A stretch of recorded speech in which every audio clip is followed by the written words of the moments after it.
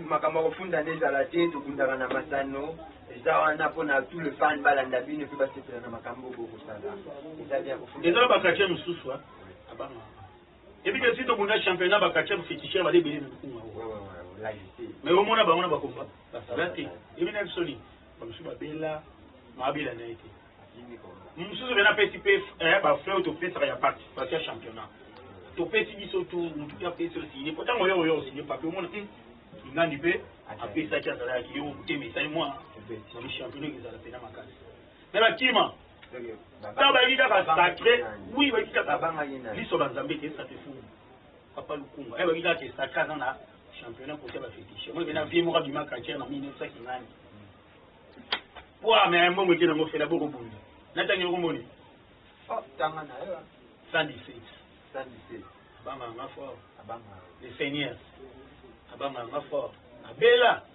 mais malade yango to ba tesa soto le kuta poto mona tani ni mo te ta ordonnance te hôpital le 117 le seigneur abanga bon mais lukunga o ngaine tous les quartiers on a ministre to respecter parce que ko za sentiro ko ya ko chango na ndaku sentiro na pale zate ke wi ofandi ka wena la ngana la muki na bigete MHDA Mohamed na juste sentiro na ngama ko boya na buma pale non c'est bien écrit botala bien partout là où vous êtes il faut regarder et Zali va commis bien champion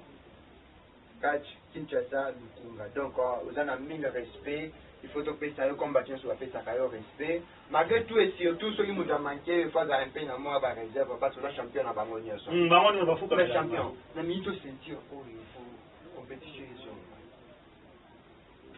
ba fan na yo nyoso ba partout dans le monde vous avez ça bangonia ni pas na sentir au respect okende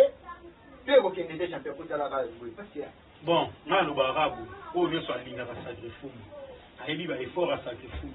ayebi ndenge façon na travail là ndenge na concentraka banzamba bakoko luku ekekete championnat bandeli na pete na se badi na kache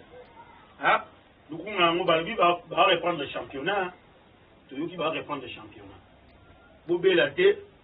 bo voyager te to bunda oye to soinaka na ba réseaux sociaux na ba téléphone oye boyo lofundaka nga na ba bureau boya to bunda titre yango championnat bandeli nazala na mpona koyamba bino na servir bino yo mtu bela ko bela ti nanya bela seigneur bazani ka yemo ko kutuwa bela abela ti kutuwa bela rambo pe bela ti imbwadi abela ti ange pe ye ko kima ti voyager tangu yo lo baka ki ozo zo ataki kimbwadi zo ataki ange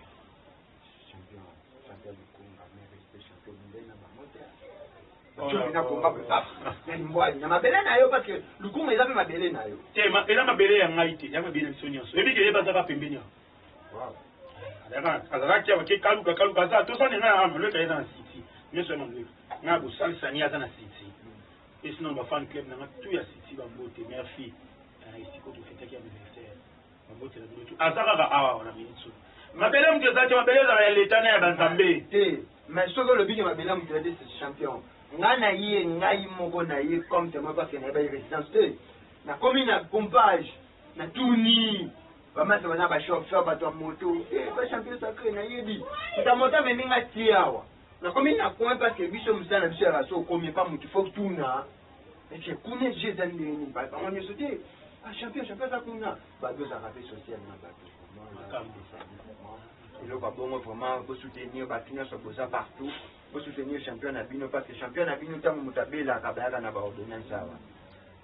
tango bazwaka bamatanga champion bazwaka mo te mwa mbongo baso basomba sacré parce que nayoki kuna pa bafan na yo vraiment bato nyonso bosoutenaka champion sacré bocontinue osoutenir ye parce que ye mpe na tourne aza un grand champion là je te félicite vraiment pour ça vraiment nzambe abatela yo vraiment donc force oyo na bafanatique na yo nasentir oke oui ntango na biso naluka champion batini nani objectif te bayebi oza moto ya problème te automatiquement amemina tie pa na yo donc ba bonne forme en bosala wana vraiment kolemba mpe baya te kolemba mpe na kasiteki na sentir oke oui eza te bavoyo te bamemi ngai mpe na biso te ya bana pale bana mike champion sacré donc c'est déjà bien mais yo lobi ke champion mosu nani sinon c'est pas champion champion mosu aza kotola ana impact te eza ana reconi te yango nalobi kasi te po yo lobi likambo mabele po ta tobunda championnat tobunda yango ana mpango nga na za te tobunda na kwa venir na nga te sens nalobeli yango wana bapesaka baterrain moko place tokenda kobundela me na kati ya Lukunga so nalobi nga naza papa lokunga ya lupango nyonso pene eza boye nyonso lokunga eya maboko na nga ocomprendre moni kovivre bien na quartier ezaka kozala mpe na baconseiller bien bato naza na moto azokadre aza observance aza après major na siasa pour pas capitaine ya mos mo président sali ah merci capitaine Amos capitaine Amos aza pasteur yende pena te akanga oui il faut na kamate conseil nde ya mwana mate auto ni conseil ali akofanya sana kala pour vivre ka na quartier vivre ka na bana vivre ka na ba master vivre na ba papa bo Hollande capitaine Amos donc aza pasteur yende aza na miso lokola asa lokola na ndio yende asimbi club quoi na conseil marketing aza vice président aza manager na ngali lisusu quoi oui talaka ye mutu azolinga marché ya Turquie azolinga marché ya Turquie donc oui naokebunda koma na Turquie bana Turquie je suis avec le champion Delukonga Nathalie Tete le jeune boss ye wana nde organisateur oyo aoproduire komba wana sacrifice contre Dieu et Dingwe sacrifice contre Dieu et Dingwe na Turquie Nathalie Tete ambote na yo jeune boss porte-monnaie musique na ina kende c'est sacré na ina kende bien sûr ba pèse te ngani na pèse sacré yo na Dieu Dingwe kombeza ma ngana pèse ka na bi osumona ndanza mona yo kama kamboya motema suso oti makamboyo Dieu Dingwe contre sacrifice mon président Freddy Ngoma les grands coutumiers na States na zo la Turquie